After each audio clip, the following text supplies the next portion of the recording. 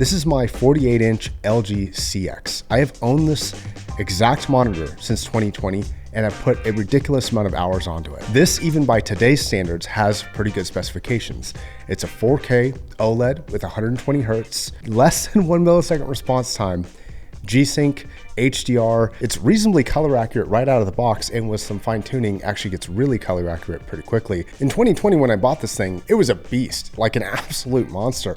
And even by today's standards, it's really, really good. I have been using this for everything from content consumption to content creation to video production to gaming, just regular TV and movie watching, you name it. I've put thousands of hours on this. Everyone is so concerned about OLED burn-in. That's the #1 complaint you hear about it. It is a ridiculously awesome visual technology, but the biggest downside, well, there's kind of two, but the biggest one is that it burns in over time. The thing about burn-in is that it's actually getting better as time goes on. So the newer displays don't have as many issues as these older displays do. Things like the pixel degradation is getting better. Software is getting better for things like pixel shifting and refreshing the pixels. It's a whole thing. It's getting better though. But I want to see how big of a problem it actually is. I have done nothing to mitigate burn-in in any way. I've never done any pixel refreshers or anything like that. And as of this moment right now, I'm sitting at over 16,174 hours of using this monitor. So let's talk about the burn-in. Now, I actually think that this tells a pretty telling story about where I spend most of my time and what kind of create a lot of issues. What's really interesting is that not everything shows up on every single test. So on this red display, for example, you're actually seeing more of the Google Chrome stuff, which I'll show you in just a sec, but you're not seeing some of the lower end stuff that happens down here, which I'll get to in a minute. And it's interesting to see what is creating issues where. Obviously, I use Google Chrome a lot. In fact, if you look closely, you can see the Google Chrome tabs, you can see the YouTube icon, and you can see my various kind of folders I have had for a while. So when I actually change this back, you can see the YouTube logo right there, the folders that I had. I used to have some more, all the different tab locations, and YouTube icon would be like right about there. So I clearly spend a lot of time on YouTube, probably too much. You don't see some of the lower end issues, but you are starting to see a middle area kind of develop right here. There's a slight dark spot right in the middle. And I don't know how much is going to show up on these tests, but my leading theory for what this spot actually is a crosshair in video games. Various video games just having a bit of a crosshair. Now the white screen test is interesting because it shows a bit more issues towards the middle. You still have the YouTube issues, but you're starting to see these kind of straight vertical bands. And you're also, if you kind of blur your eyes a little bit, seeing just a general black square window around the center. And I'll show you what that is in just a second. And also these horizontal kind of banding lines. And then you're also seeing a darker logo down here. Now this darker logo, I don't know what it is. It looks a lot like the YouTube logo, but when I go and look on YouTube, I can't actually find where it displays like that. So whatever. My next leading theory is that it's some sort of information on your dashboard for various video games, and that maybe a game that I played a lot of had a bright icon right there. That's my only leading theory. But as far as this big square and this horizontal banding, I think it's actually from my video editor. Now I've had Premiere Pro, I currently use DaVinci, and I usually have the monitor window somewhere in the middle, kind of like this. I like to see a big clear image of it. And I also have a lot of these lines, a lot of times they're a bit smaller so that like on an adjustment layer, I don't need as much actual visibility on it like I do on these clips that actually show something.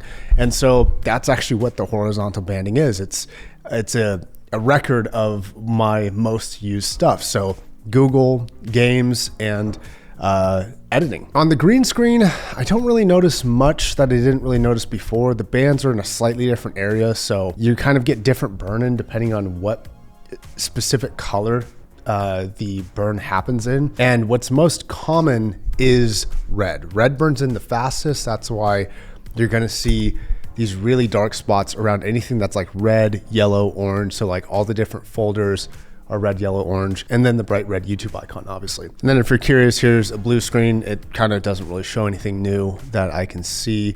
You still get the square in the center, the banding lines from editing. So yeah, that's about as bad as it gets. Now, I can't really tell if this is a good or a bad amount of burn-in. I think This honestly isn't as terrible as you would think for 16,000 hours of being on. So there is definitely burn-in. And the way that I look at this, it's kind of the price you pay for visuals that are this good.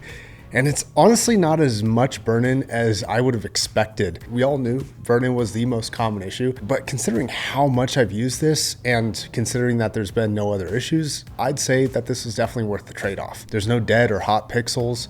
It's worked reliably. I've never had an issue despite end up using this thing and not really treating it carefully or preciously, kind of using it like a tool. I think overall, if you're considering buying OLEDs, just be aware that the upsides that everybody talks about are real. They look the best, plain and simple, and they're just amazing to look at. The downsides that everybody talks about are also true, but maybe a little bit overstated. It's not like you're going to be getting massive burn-in after 1 year of use that makes it completely unusable.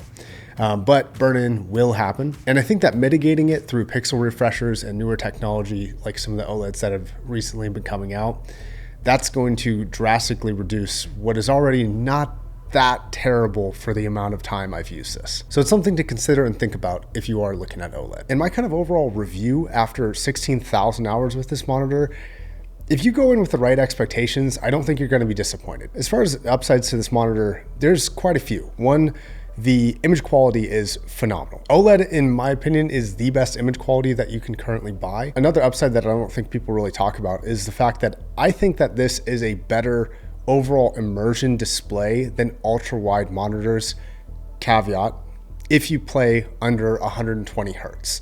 So if you're going to be pushing 4K, you're probably not going to be playing like 240 hertz for most games, at least not anything that's like has really good visuals. Like you're never going to get that kind of frame rate for 4K for like Cyberpunk or anything like that, at least not right now. This just takes up a lot more of your overall field of view, not just for width, but height. And you don't have to deal with ultra wide scaling issues or compatibility issues. Like if you've ever tried to get Skyrim to work on ultra wide, it's kind of a pain in the butt to get working perfectly, but on a native display like this, totally fine. For gaming fidelity, it's kind of a question of if your PC can keep up with what this can do. So this can do HDR 4K 120. There are lots of OLED monitors that are smaller that will do up to 240, and those are super sick as well. In fact, I'm about to have one in-house soon. But yeah, this display is just incredible, especially for anything that leans into a really good like dark look. Things like Cyberpunk, for example, where you have a lot of like bright highlights and glowy effects, but also if you want those dark details to pop through in a really nice way,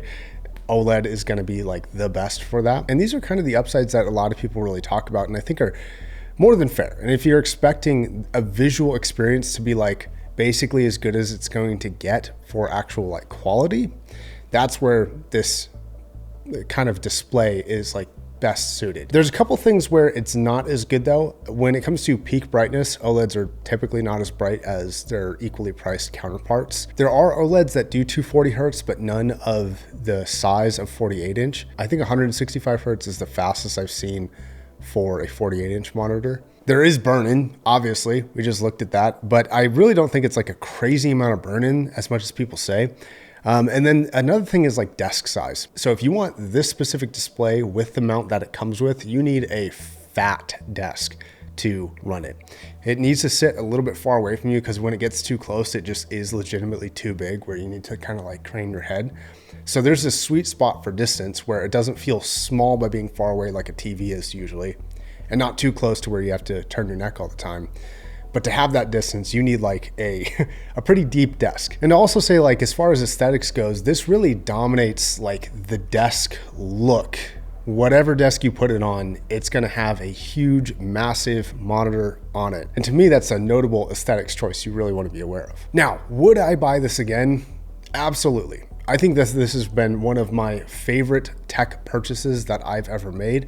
It really has just been like a joy to use for everything I use it for. Content consumption, video production, gaming, all those things it's been incredible for. Now it's not as fast as some like competitive gaming monitors and it's not as big as some other displays, but I think it's a nice middle ground for doing all of those things pretty well. Now, if I were to buy one today, I wouldn't buy the CX just because it's a little bit old, but LG has they actually have a 42 inch C5 and it's about $900, and I think that that is exactly the one I'd buy today. It's a little bit smaller. It's got a bit better of a stand. I think it's a bit more aesthetically pleasing, and it pushes the monitor a bit further back into the stand. And on top of that, it's got some room for cables and stuff underneath the stand, unlike this one, which kind of blocks. You have to kind of push cables around the sides for it. And I've seen one in person. I think the display actually looks equally as good, if not a little bit better, because I think it's a little bit brighter than this one does. Now, what I would wait for is actually really only two specifications.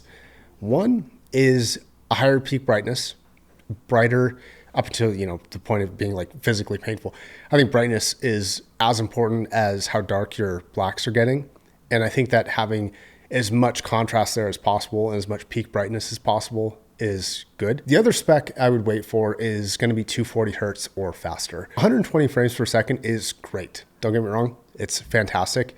But when you go down to the 32 inches or 27 inch monitors that have 240 for OLED, they're just so silky smooth. It just looks crazy. And so I think those are the kind of the two specs where if they ever came out with a version that's like 42, 45 or 48 inches, 240 hertz, brighter peak brightness, I would probably jump on that right away. So I'd actually love to hear what you think about the Burn In. Is this more or less than you'd expect?